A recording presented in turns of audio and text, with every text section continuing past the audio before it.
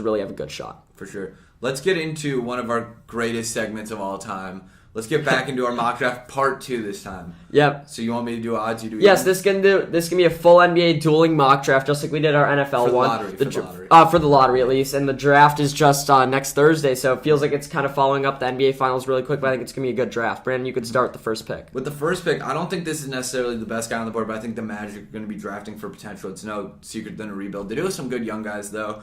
Franz Wagner, Cole Anthony, they have a couple good young guys to build around. I think they're going to take Chet Holmgren. I think that they have a couple questionable players right now. We don't know Bamba's future. We don't know Jonathan Isaac's future. I think Chet's going to be the guy they take just with the uncertainty in their big man room. Yeah, we're picking for who we think they're going to take, and regardless, I think that's a horrible take. I think they're going to pick Jabari Smith because he's the better player. A lot of reports are saying they're going to pick him. I know you think they should pick Jabari, I think, but I actually think they will follow through with that. I don't think they want Chet. I think he fits better in with the Thunder. But since you took Chet at 1, I'll take Jabari at 2. I think he's the most talented player in the draft. He can do a lot of things. He's a 6'10 power forward. He can handle the ball. He plays really well in the post, big defensive presence. And I honestly don't think he's necessarily a guy with a ton of star power. But I kind of feel like this pick is similar to the DeAndre Ayton pick. I know he's a different position, but it's a guy you could start who you know what you're going to get from. And once you have other stars around him, he can be a force and be kind of a third man in a big three like Bosch was at his full potential. So I think they could start something with Shea and Jabari, and they have tons of picks.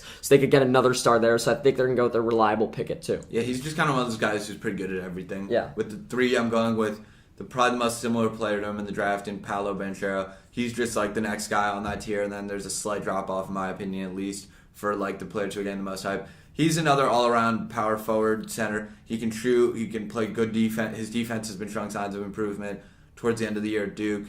And yeah, I think that his potential is sky high. He could potentially be one of the best players in this draft. Yeah, he's one of the best potential guys. I don't think his play necessarily showed it, but watching him play in person, he's so athletic, he can do it all. At 4, I'm going with the surprise picking Keegan Murray to the Kings. I think everyone's kind of thinking Jaden Ivey's going to go here, or at least the first guard off the board. But when I think about the Kings, they had Tyrese Halliburton, Davion Mitchell, and De'Aaron Fox, which was too many guards for them, so they chose to ship out Tyrese Halliburton. That was a bad move. But after doing that, why would they just go at another guard? I don't see the purpose of that, so I think they're going to go with Keegan Murray, another good forward, the best one on the board right now. Mm-hmm. I like that pick. I agree. I'm seeing a lot of articles about how they're going to pass on Ivey. The team that won't pass on Ivey and who's going to... They're going to be thrilled if Ivey's available at 5. Yeah, I was going to say, they're going to be thrilled is the Pistons. I think now they're going to kind of pass, like just kind of get rid of Killian Hayes. I feel like his time's kind of passed with them. They're going to try to build around, for sure. They're going to build around Jaden Ivey and Cade Cunningham. Jaden Ivey, in my opinion, could wind up being the best player in this draft. He's so good. He probably is the best, he's probably the safest pick in the draft, honestly. I don't think anyone else is a safer pick because with Jaden Ivey, he truly is an all-around player, and he's going to bring it from the get-go in the NBA. Yeah, we know what we're getting from Jaden Ivey. He might be the most reliable player in this draft, but he also might have the highest ceiling. I honestly don't see why he's not in the conversation for one of those the first, second He picks. could go anywhere 1 through 5, and it'd make sense to me, though. It would. I would not hate on the Magic for taking him at 1. I mean, I don't think they need him, but at 6, the Indiana Pacers, I think are going to go with a high-potential guy in Shaedon Sharpe.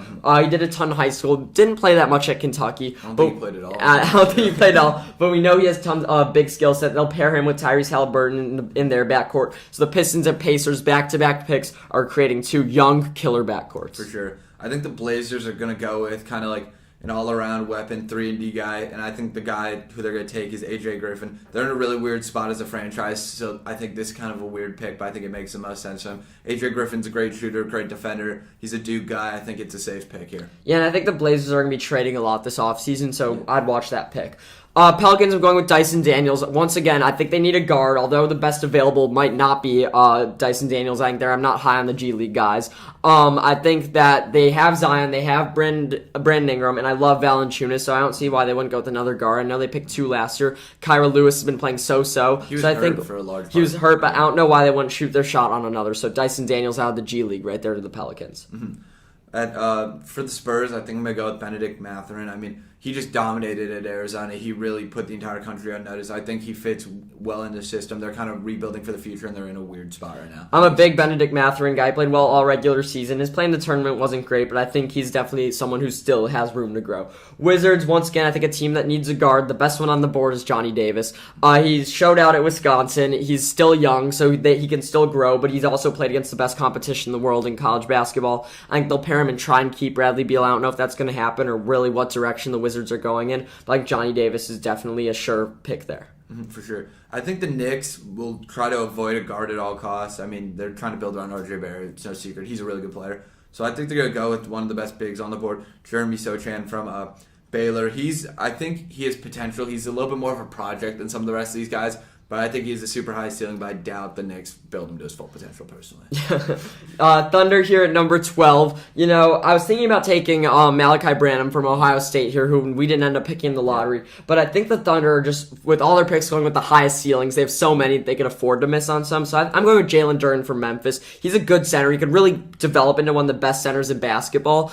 Although he doesn't necessarily, I don't think, have a great three-point shot, which a lot of centers need nowadays. I think he has a lot of potential. He's young, and a center isn't necessarily a bad position to fill right here for the Thunder, given that there's a lot of young guards you could get in the future. They have some on their team already, and although we had them picking Jabari Smith at 2, I think they could pair him with another big man in Durham.